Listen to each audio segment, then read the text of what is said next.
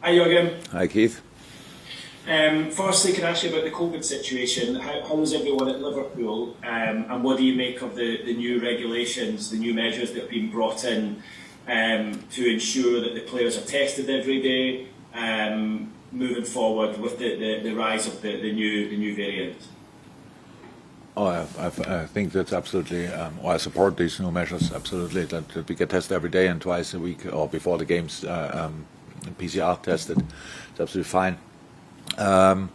So how it is in these times, I'm earlier here on the training ground than most of the players. So it means we get tested before we arrive, go then back to the cars, and when the lateral flow is negative, then we are allowed to enter the training ground. So yesterday we were all negative, and we hope that is the same is the case for today, and that's it pretty much.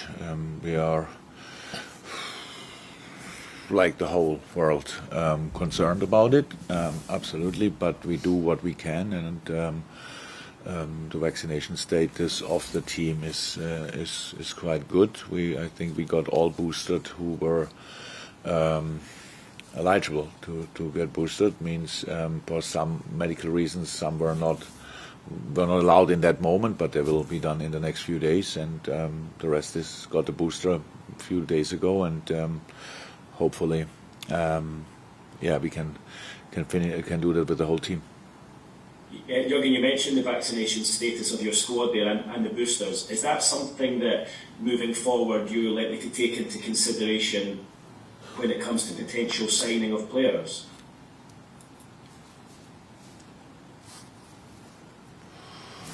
Didn't think about it yet, to be honest. I don't know.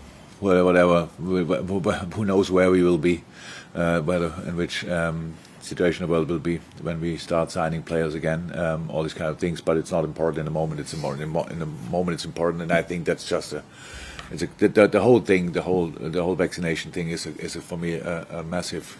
It's a question of solidarity, loyalty, and togetherness, and we have all the chance to help not only ourselves but other people as well by getting vaccinated. And I think there are no two possible answers. There's only one answer, so you do it, and that's how I understand it. And but that's how I said. We have. It's not only the squad. Everybody who's working here at the AXA training ground is at least double vaccinated, and will get a booster as soon as possible for him or her. You face Newcastle tomorrow, Jurgen. They've signed someone from you in the last few days, the last week, in the shape of one of your performance analysis, Mark Leland. What was the thinking behind that? And does that give Newcastle a little? Does that give them a little eye into your camp ahead of the match tomorrow? Yeah, it does, absolutely. We couldn't change that.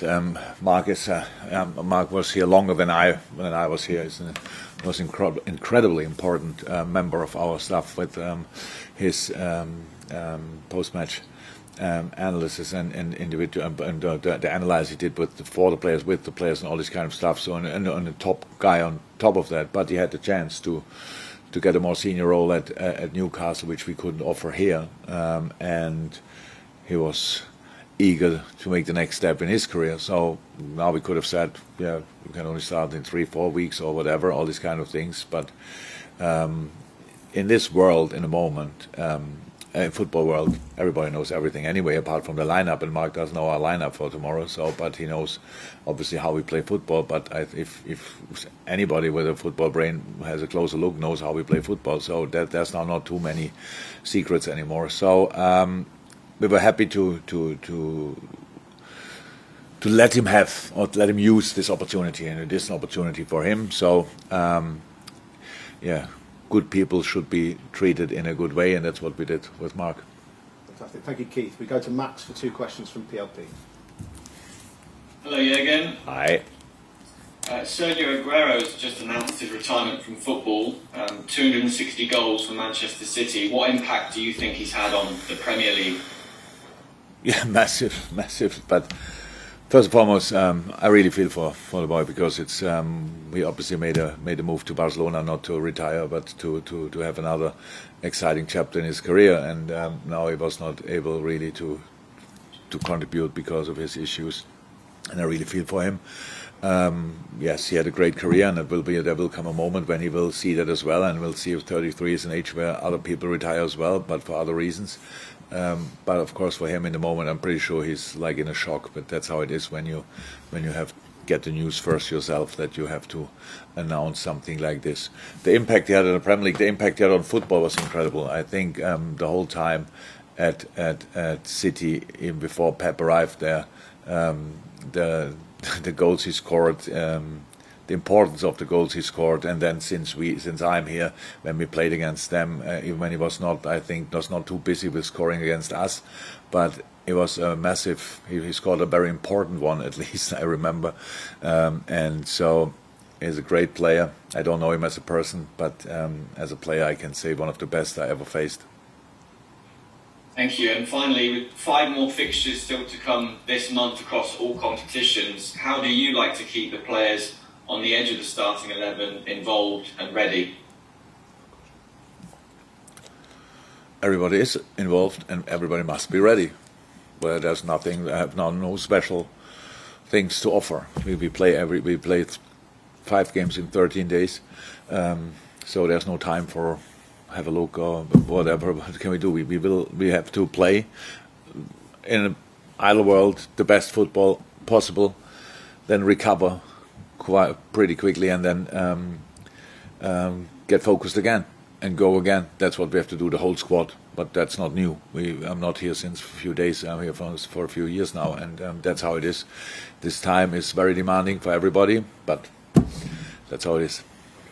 So I'm going to go through the panellists now for the open section still. We're going to try and limit it to 1. If you need a follow-up, by all means, please do. But we're going to go Juliet from the BBC, then Ian from TalkSport, James from BBC Merseyside, Mark Hoffman from ESPN, Carl from PA, James Pearce from The Athletic. That's our running order. So, Jules, you're up first. Juliet? Hi, Matt. Hi, Jurgen. If I Hi. could have 2, that would be great. Only 2 little ones. In terms of Roberto Firmino and Curtis Jones, how are they looking? And the chances are, because obviously if they are returning to fitness, it's a good time for them right now to do that. Yes, absolutely. So Bobby trained completely normal yesterday. So I would say he's in contention. And Curtis had the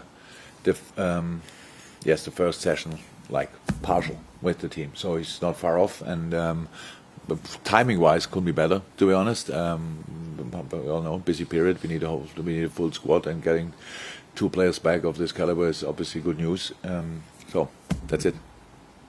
And secondly, just picking up on something you were saying to Keith about COVID and the vaccination status, do you think further down the line that it will be part of the requirement for the transfer of players going forward?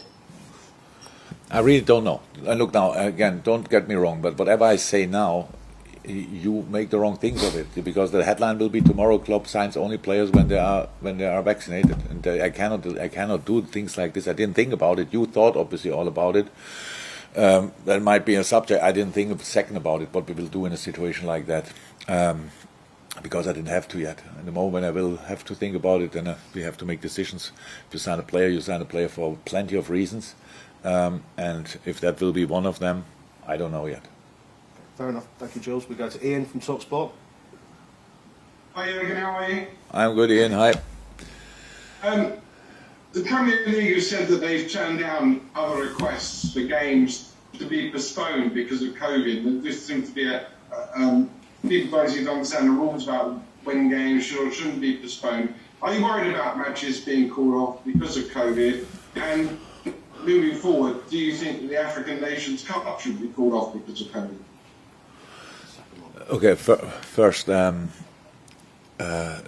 start with the second one. There's really nothing to say. Really other authorities or real authorities have to decide these kind of things. I have no idea how the situation is around the world exactly. That's how it is. So I don't know that. In the Premier League, it would be, I think, pretty helpful if we would really know exactly about the case. So from my point of view, I don't understand 100% why we are not more open. So obviously a lot of people catch COVID in a moment, get COVID, that's how it is. So I would be completely fine if I catch it, hopefully not, but if, it would be completely fine to tell, okay, I have it. So that's how it is. But why we hide players and all these kind of things and do like nobody knows the number of players who has it, and it's it's always a little bit like some stuff, some players. Come on, say it, and then everybody can understand why you are not able to play. So these kind of things, I would prefer that, but I'm not sure if that's from a legal point of view possible. I don't know that, but it would be helpful. So because we just have no idea. So in a moment when we play Tottenham on Sunday, we have no idea who is okay. If they play tomorrow night, then we might have a little idea, but apart from that, we have absolutely no idea who is able to play or not. That's different to usual preparation for a game. It's not the most important subject, but it shows that the informations could be really slightly different. But how I said, I don't know if that's possible from a legal point of view. But it's something which we are all in the same situation as human beings, and I really think nobody should hide it. So it's absolutely helpful when people around yourself know that you are not in the best place, so then they can help you. But if you have no idea about it, then people can doubt it or whatever. And that's why I think a bit more transparency would be helpful. Thank you. James from BBC Merseyside, and then Mark Ogden, if Mark still has a question from ESPN. Hello, Jurgen. Good Hi. afternoon. Given the wins over Wolves and Aston Villa in the last two games, your team sort of having to learn a different way of winning games at the moment. Is patience the key, and do you think you'll need that against Newcastle? Yes, we need that, the football kind of patience, of course. But the difference between the Wolves game and the Aston Villa game and the games we played before, when everybody asked us, or when we had this long streak with scoring more than 2 goals or whatever, is we didn't use the chances. I think we all agree that we could have scored against Wolves more than once and against Aston Villa as well, so which we didn't use. And then that's the kind of patience you always need in football, that you really work really hard, but patient and direct, as direct as possible until the final whistle, because there's always a chance to score a goal, obviously, and for that you are in a situation that 1 goal is enough to win a game. You have to defend on your absolute top level, and that's what we have to do as well. So Newcastle, when you look at a team which played now the last game, that's a really good football team. In all positions, really good players. So, and the Leicester game was obviously, when you watched it, not a 4-0. It was a 4-0, obviously, but it didn't look like. And they had their chances, they had their moments, they had possession. And that's the team we expect, and not the team who lost 4-0 against Leicester. So, and anyway, obviously it's not, Newcastle doesn't have endless time to get out of that situation. And the next after us, they face, I think, City and United, if I'm 100% right. So obviously it doesn't get much easier, and so we expect them fighting for absolutely everything, and that's what we have to make sure that we are ready for that fight. Thank God for this. In this moment, we play at home at Anfield, and the people were brilliant against Aston Villa, and that's the minimum for performance we need again from the stands. From the first second, we have to be there really and make sure that we get the result we want and not the other way around. Thank you, James. We go to, in order now, Mark Ogden, Carl Markham, James Pearce, and then to the embargoed section if people want to start putting their hands up for that. But Mark, sorry, first from ESPN. Hi, Jurgen. Hi. I just want to follow up on what Ian asked earlier about the African nations, and I appreciate that you probably don't know as much as any of us do in terms of whether it's going to go ahead or not, but in terms of, if it is going ahead, have you got any clarity as to when the players will be going, when you can keep them back, and additionally, there's some suggestion that Joel Matip might be considering return to Cameroon. Have you spoke to Joel about that? Yeah, and no, he didn't. He doesn't consider. So I spoke to him, asked him, he said no. That's just one of the news out there in the world which have nothing behind. So let me say it like this. That was the answer for the Joel question. The other question, no, we don't know. We don't know exactly. There will be a moment when the national coaches will announce their plans, their things, and then we will know as well. We try to be in conversations, and we are, but the decisions will be made somewhere else, and we have to wait for that. Are you happy with that? It seems that every time the tournament comes around, that it's always a bit vague as to when players can stay and when they can go. Do you think there should be more clarity in terms of when the cut-off point, basically? I'm not Mark. No, I think you can understand why this is now really not a question for me to answer. If I'm happy about that or not. No, but in terms of when you're allowed to let them go, no, Yeah. it's not being Mark. When you can. It's not. when you can It's not about that. How? well, Look, the problem. I will not answer the question. That's it. I think there is. I think, Mark, if you have a look, I think there is guidelines as to what the date is, which you can check, obviously, with the relevant government bodies, and then it's between the clubs and the country. I think if they're extended, but that's different too. I'm pretty sure there is a deadline when they can be compelled to go, but I'll let you check that out on your time. I'm sure. We'll go to Carl Markham from Press Association. Hi, I got. just to go back quick on Newcastle, really.